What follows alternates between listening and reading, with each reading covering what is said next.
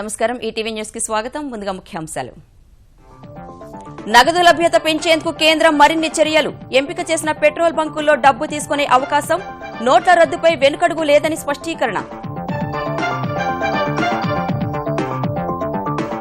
నోట్ల రద్దు పర్యవసానాలను కేంద్రానికి నివేదించేందుకు సిద్దమైన కేసీఆర్ నేడు ఢిల్లీకి పయనం పేదలను ఆదుకునే చర్యలపై ప్రధానికి రేపు నివేదిక సమర్పణ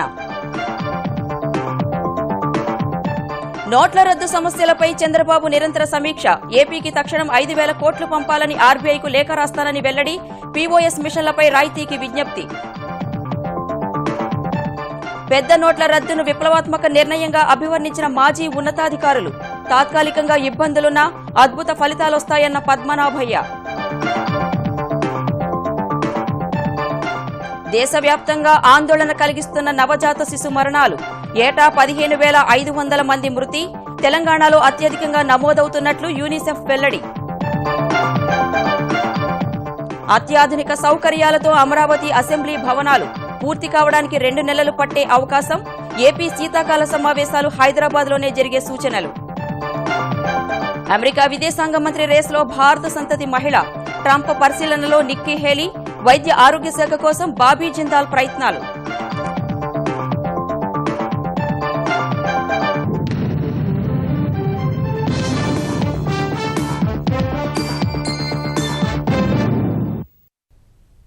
పెద్ద నోట్ల రద్దు తర్వాత పెళ్లిళ్లకు రైతులకు ఇబ్బంది లేకుండా పలు ఉపశమన చర్యలు ప్రకటించిన కేంద్రం నగదు ఇబ్బందులను తగ్గించేందుకు కూడా ఏర్పాటు చేసింది పెళ్లికి 2.5 లక్షల వరకు విత్డ్రా చేసుకోవడం పంట రుణం మంజూరైన రైతులు 25,000 రూపాయల వరకు తీసుకునే వెసులుబాటునిచ్చిన ఎన్డీఏ సర్కార్ ఎంపిక చేసిన 2,500 పెట్రోల్ బంకుల్లో రోజుకు 2,000 చొప్పున డ్రా చేసుకునే అవకాశం కల్పించింది 500, 2,000 నోట్లను ఏటీఎంలలో డ్రా చేసుకునేందుకు కూడా ఏర్పాట్లు చేసినట్లు వెల్లడించింది పెద్ద నోట్ల రద్దు కారణంగా ప్రజల ఇబ్బందులను తగ్గించేందుకు కేంద్రం మరిన్ని చర్యలు చేపట్టింది దేశంలో ఎంపిక చేసిన 2,500 పెట్రోల్ బంకుల్లో రోజుకు 2,000 చొప్పున నగదు విత్డ్రా చేసుకునేందుకు అనుమతించింది ఇప్పటికే ఎస్బీఐకి చెందిన పీఓఎస్ యంత్రాలు కలిగి ఉన్న పెట్రోల్ బంకుల్లో ఒక వ్యక్తి డెబిట్ లేదా క్రెడిట్ కార్డు ద్వారా రోజులో 2,000 రూపాయలు తీసుకునే అవకాశం కల్పించింది ఈ మేరకు SBI Indian oil Bharat petroleum Hindustan petroleum సంస్థలతో కలిసి ఈ నిర్ణయం తీసుకుంది మరోవైపు బ్యాంకుల్లో వీలైనంత ఎక్కువ మంది పాత నోట్లను మార్చుకునేందుకు వీలుగా 4,500 రూపాయలుగా ఉన్న నగదు మార్చుకునే పరిమితిని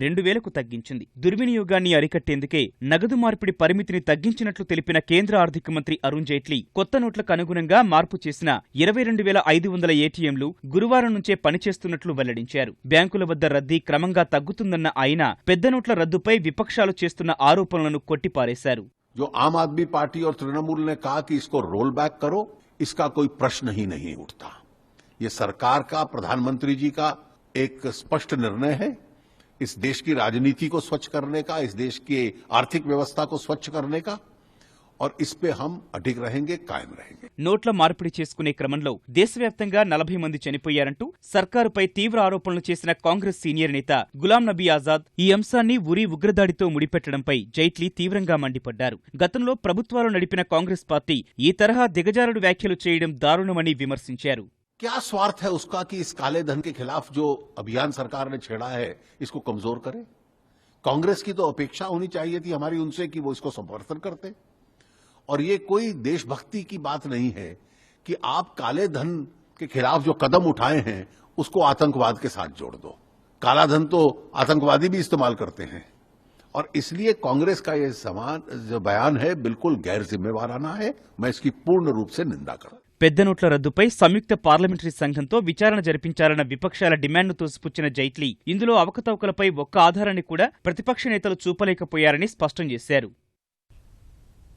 పెద్ద నోట్ల రద్దు నిర్ణయానికి వ్యతిరేకంగా తృణమూల్ అధినేత్రి మమతా బెనర్జీ రాష్ట్రపతి భవన్ ఎదుట నిర్వహించిన పాదయాత్రలో శివసేన పాల్గొనడంపై అసహనంతో ఉన్న భారతీయ జనతా పార్టీ ఈ మేరకు తన వైఖరిని వెల్లడించింది శివసేన అధ్యక్షుడు ఉద్దవ్ థాక్రేకు ఫోన్ చేసిన హోంమంత్రి రాజ్నాథ్ సింగ్ ఓవైపు నోట్ల రద్దు నిర్ణయాన్ని సమర్థిస్తున్నామంటూనే ప్రతిపక్షాలు నిర్వహించిన నిరసన ప్రదర్శనలో పాల్గొంటే తప్పుడు సంకేతాలు వెళతాయని పేర్కొన్నారు నల్లధన నియంత్రణకే పెద్ద నోట్ల రద్దు నిర్ణయం తీసుకున్నట్లు రాజ్నాథ్ చెప్పగా నల్లధనాన్ని నియంత్రించాలన్న నిర్ణయాన్ని తాము సమర్థిస్తున్నామని ప్రజల ఇబ్బందులపైనే నిరసన ప్రదర్శనకు హాజరైనట్టు ఉద్దవ్ వివరించినట్టు తెలుస్తోంది ప్రతిపక్షాలు రాష్ట్రపతికి సమర్పించిన మెమోరాండంలో తాము సంతకం చేయలేదని తెలిపిన శివసేన ప్రతినిధి గజానన్ కార్తికర్ ప్రజల సమస్యలపై తాము ప్రత్యేక విజ్ఞాపన అందజేస్తామని వివరించారు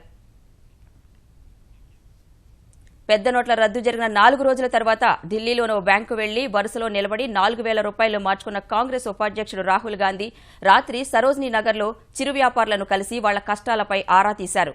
నల్లధనం దాచిన బడాబాబులు దర్జాగా తప్పించుకు తిరుగుతుంటే పేదవాళ్లకు మాత్రం సమస్యలు తలెత్తుతున్నాయని ఆయన వ్యాఖ్యానించారు.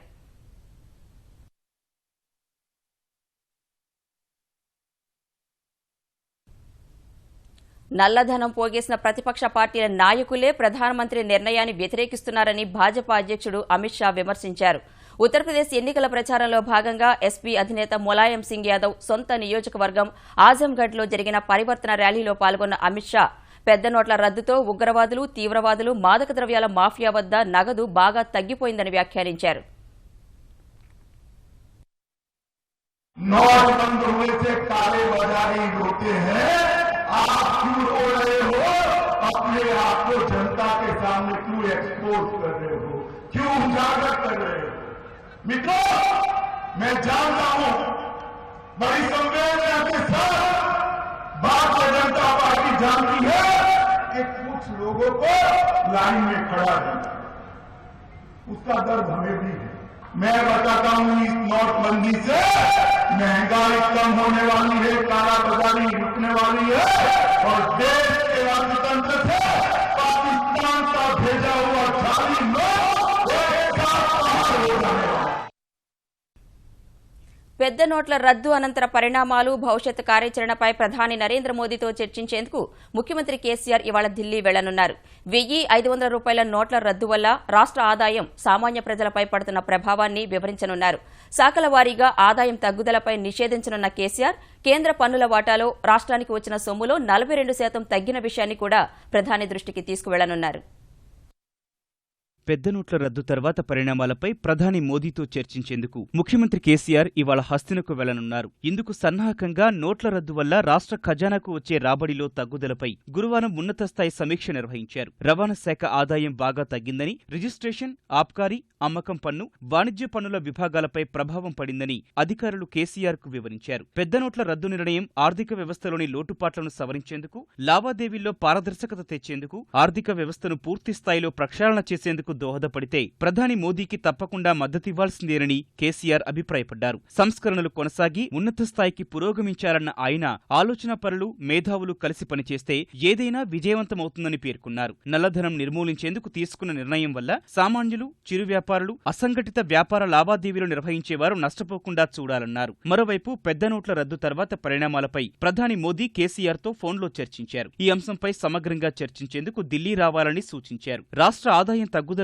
సంబంధించి శాఖల వారీగా నివేదికతో ఢిల్లీకి రావాలని కేసీఆర్ కు విజ్ఞప్తి చేసినట్లు తెలిసింది. ఫలితంగా ఈ సాయంత్రం ఢిల్లీ వెళ్లనున్న కేసీఆర్ రేపు ప్రధానితో సమావేశమయ్యే అవకాశం ఉంది. ప్రధానికి సమర్పించేందుకు నివేదిక సిద్ధం చేయాలని ప్రధాన కార్యదర్శి రాజీవ్ శర్మను ఆదేశించగా అధికారులతో చర్చించిన ఆయన రాత్రి నివేదికను కేసీఆర్ కు సమర్పించారు. అందులో ప్రధానంగా 2.5 లక్షలకు పైగా ఆదాయం లేదా నగదు ఉన్న వారి దగ్గర ఉన్న డబ్బులను నల్లధనంగా కాకుండా లెక్కలోకి రాని నగదుగా పరిగణించాలని కేసీఆర్ ప్రధానికి సూచించనున్నారు. చిన్న, మధ్యతరగతి ప్రజలకు ఇబ్బంది కలగకుండా చూడాలని, వారికి అవసరమైన మద్దతివ్వాలని కోరనున్నారు. అసంఘటిత, చిల్లర వ్యాపారం చేసుకునే వారికి మినహాయింపులివ్వాలని, పెద్ద నోట్ల రద్దు నిర్ణయంతో రాష్ట్రాల ఆదాయంపై ప్రభావం పడిన వాస్తవాన్ని కేంద్రం గ్రహించాలని విజ్ఞప్తి చేయనున్నారు. కేంద్ర పన్నుల వాటాలో రాష్ట్రానికి 42% తగ్గిన విషయాన్ని ప్రధాని దృష్టికి తీసుకెళ్లనున్న కేసీఆర్ ప్రస్తుత పరిస్థితుల్లో కేంద్రానికి చెల్లించాల్సిన అప్పులను వాయిదా వేయడంతో పాటు అండగా నిలవాలని కోరనున్నారు. పెద్ద నోట్ల రద్దు పరిణామాలపై నిరంతర సమీక్షలు కొనసాగిస్తున్న ముఖ్యమంత్రి చంద్రబాబు నగదు కొరతను అధిగమించేందుకు కేంద్ర ప్రభుత్వం ఆర్బీఐతో సంప్రదింపులు చేస్తున్నారు. ఆంధ్రప్రదేశ్కు 1,500 కోట్ల రూపాయల నగదు పంపాలని కేంద్ర ఆర్థిక మంత్రి అరుణ్ జైట్లీకి ఆర్బీఐ గవర్నర్ ఉర్జిత్ పటేల్ కు లేఖ రాసినప్పటికీ 142 కోట్ల రూపాయలే రావడంపై తీవ్ర అసంతృప్తి వ్యక్తం చేశారు. రాష్ట్రంలో తాజా పరిస్థితిపై రిజర్వ్ బ్యాంక్, రాష్ట్ర స్థాయి బ్యాంకర్ల కమిటీ అధికారుల సమీక్ష నిర్వహించిన చంద్రబాబు 5,000 కోట్ల రూపాయల నగదును వెంటనే పంపాలని కోరుతూ ఆర్బీఐకి మరో లేఖ రాయాలని నిర్ణయించారు. నగదు రహిత లావాదేవీలపై దృష్టి పెట్టాలని అధికారులకు సూచించారు. నగదు రహిత లావాదేవీలకు ఉపయోగించే పీఓఎస్ మిషన్లపై 75% రాయితీ ఇవ్వాలంటూ కేంద్రానికి లేఖ రాయనున్నట్లు పేర్కొన్నారు. రైతులకు అండగా ఉండేలా సహకార రంగానికి వెసులుబాటు కల్పించాలని లేఖ ద్వారా కోరనున్నట్లు స్పష్టం చేశారు. నిత్యావసరాలను తక్కువ ధరలతో ప్రజలకు అందించాలని పౌర సరఫరాల శాఖను ఆదేశించారు. 1,500 నోట్ల రద్దుతో దేశ ఆర్థిక వ్యవస్థలో విప్లవాత్మక మార్పులు వస్తాయని కేంద్ర హోంశాఖ మాజీ కార్యదర్శి పద్మనాభయ్య అభిప్రాయపడ్డారు. గత ప్రభుత్వాలు రాజకీయ స్థైర్యం లేకే ఇలాంటి సాహసోపేత నిర్ణయం తీసుకోలేకపోయాయని పేర్కొన్నారు. తాత్కాలికంగా కొన్ని ఇబ్బందులు ఉన్నప్పటికీ దీర్ఘకాలిక ప్రయోజనాలు ఎక్కువగా ఉంటాయని ఈటీవీ ముఖాముఖిలో వివరించారు.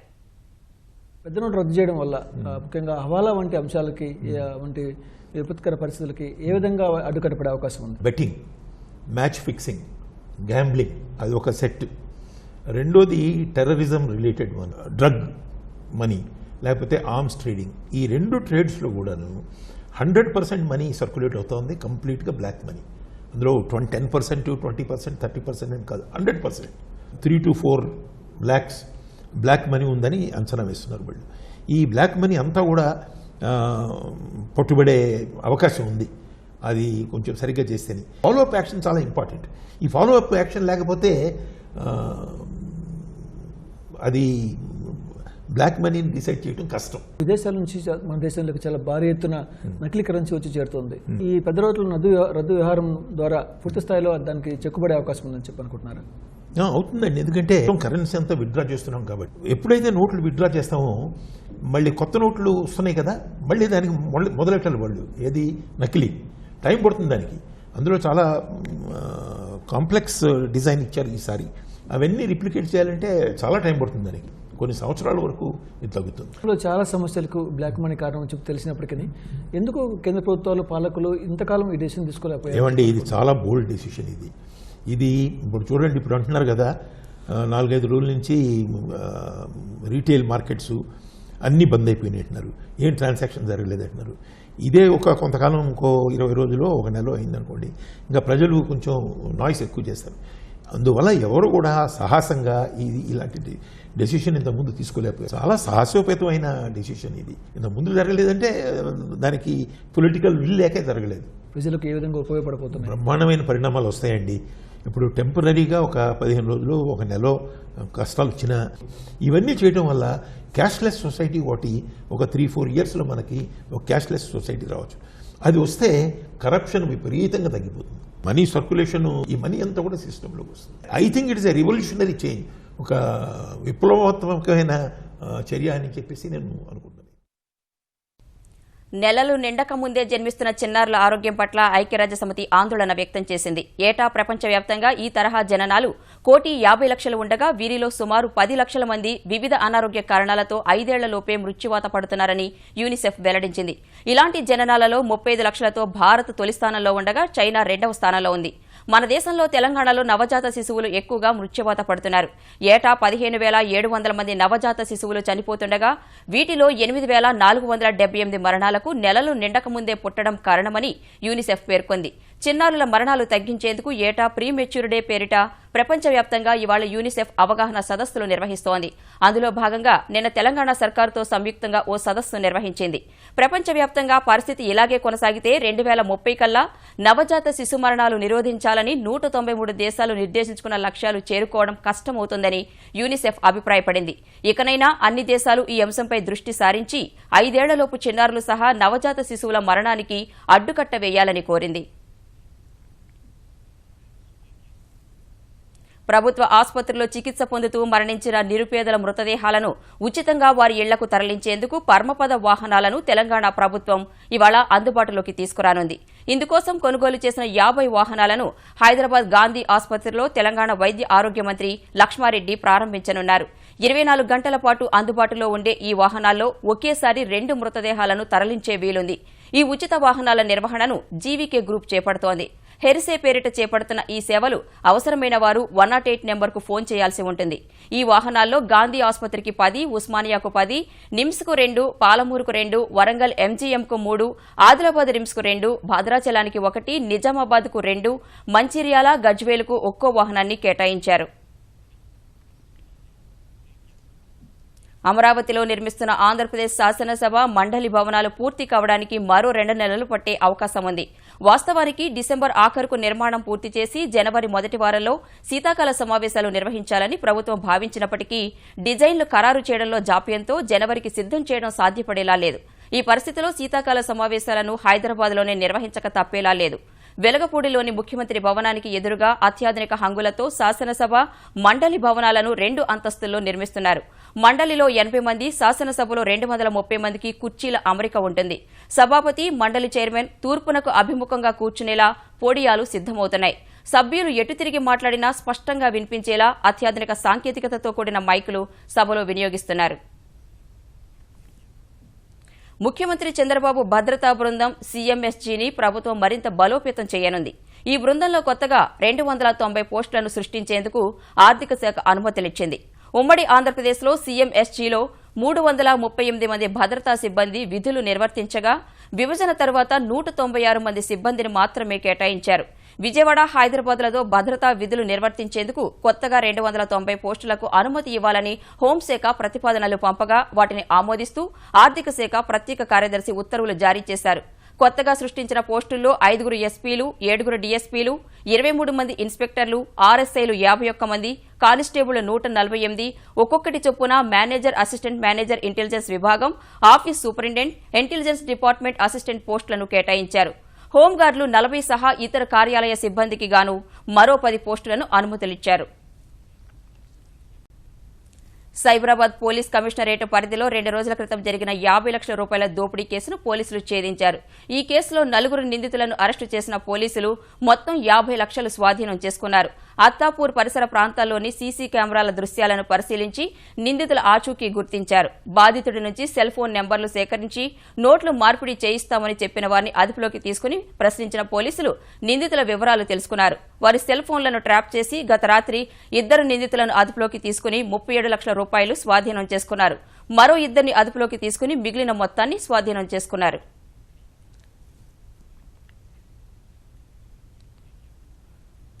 ప్రభుత్వ ఆసుపత్రిలో సిబ్బంది నిర్లక్ష్యం పరాకాష్ఠకు చేరిన ఘటన అనంతపురం జిల్లా గుంతకల్లులో చోటు చేసుకుంది. గుంతకల్లులోని తిలక్ నగర్ మదీనా మసీదు ప్రాంతానికి చెందిన శ్రీనివాసాచారి కొంతకాలంగా అనారోగ్యంతో బాధపడుతున్నాడు.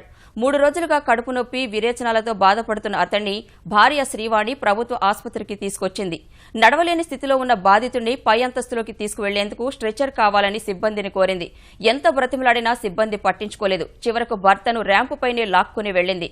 గరుకుగా ఉన్న ర్యాంపుపై ఆమె నిస్సహాయ స్థితిలో లాక్కెళ్తున్నా ఎవ్వరూ సాయపడలేదు. చివరకు సర్జికల్ వార్డుకు తరలించి చికిత్సలు అందించాలని వైద్యులను కోరింది. ఈ ప్రభుత్వ ఆసుపత్రిలో ఇలాంటి ఘటనలు పరిపాటిగా మారాయని కొందరు బాధితులు వాపోతుండగా వైద్యులు మాత్రం మాట్లాడటానికి నిరాకరిస్తున్నారు.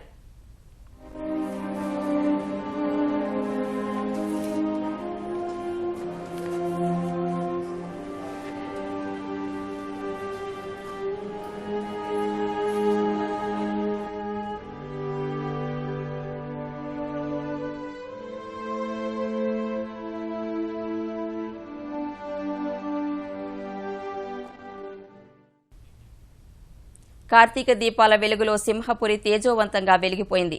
హరిహర నామస్మరణలతో నెల్లూరు సర్వోదయ కళాశాల ప్రాంగణం మార్మోగింది. ఈటీవీ ఆంధ్రప్రదేశ్, విపిఆర్ ఫౌండేషన్ ఆధ్వర్యంలో కార్తీక దీపోత్సవం కన్నుల పండుగగా సాగింది. శ్రీ భారతీ తీర్థ వేద సంస్కృత పాఠశాల వారి వేద పఠనంతో దీపోత్సవం ప్రారంభమైంది. తరువాత గణపతి పూజ నిర్వహించారు. విపిఆర్ ఫౌండేషన్ అధినేత వేమిరెడ్డి ప్రభాకర్ రెడ్డి దంపతులు, ఎమ్మెల్యేలు, మేయర్, అధికారులు జ్యోతి ప్రజ్వలన చేశారు. జిల్లా నలుమూల నుంచి తరలివచ్చిన మహిళలు కార్తీక దీపాలు వెలిగించి శివనామ స్మరణతో తరించారు.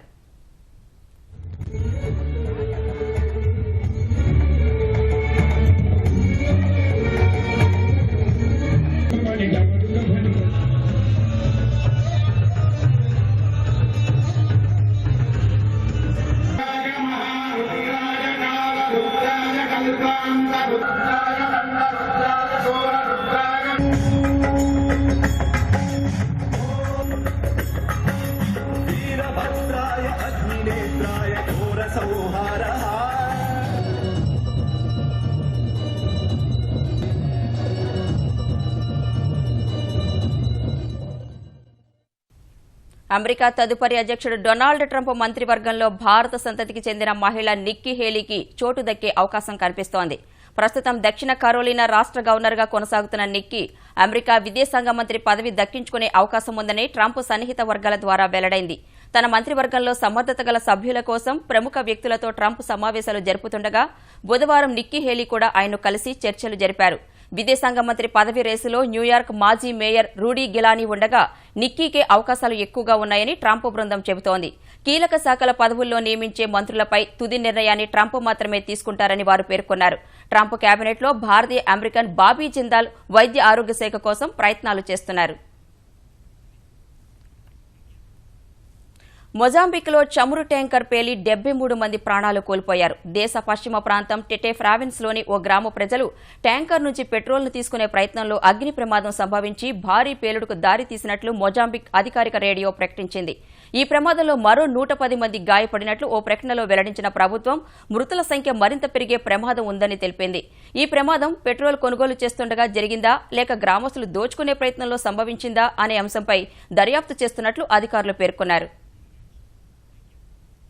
హైదరాబాద్ దుండికల్ ఎయిర్ ఫోర్స్ అకాడమీలో యూకే ఎయిర్ ఫోర్స్ అకాడమీకి చెందిన రెడ్ యూరోస్ బృందం నిర్వహించిన విన్యాసాలు ఆద్యంతం అలరించాయి. గగనతలంలో 9 మంది సభ్యుల బృందం చేసిన ప్రదర్శన ఆకట్టుకుంది. ఈ ప్రదర్శనలో గంటకు 400 మైళ్ల వేగంతో హక్ విమానం నడిపిన యూకే బృందం తమ ప్రత్యేకతను చాటుకుంది. విజయవాడ మెబాజ్ షోరూంలో జరిగిన పరిణయ వస్త్ర ప్రదర్శన ఆకట్టుకుంది. మోడల్ నటుడు హర్షవర్ధన్ రాణే పెళ్లి దుస్తులు అలరించగా టాలీవుడ్ నటీమణులు షామిలి, పాయల్ ఘోష్, మిస్టైల్ దివాస్ సౌత్ ఫల్గుని ఈ దుస్తుల ప్రదర్శనలో ప్రత్యేక ఆకర్షణగా నిలిచారు.